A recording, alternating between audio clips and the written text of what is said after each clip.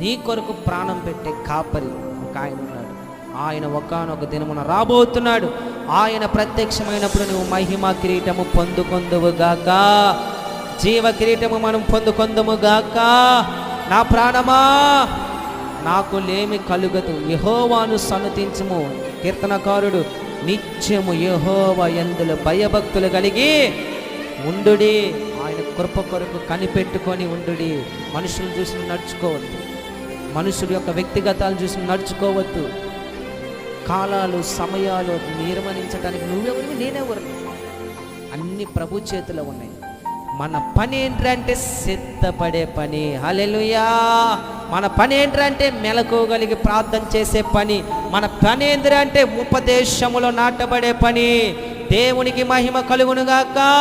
మన పని ఏంటంటే నశించిపోతున్న వారిని రక్షణలోనికి నడిపించడమే మన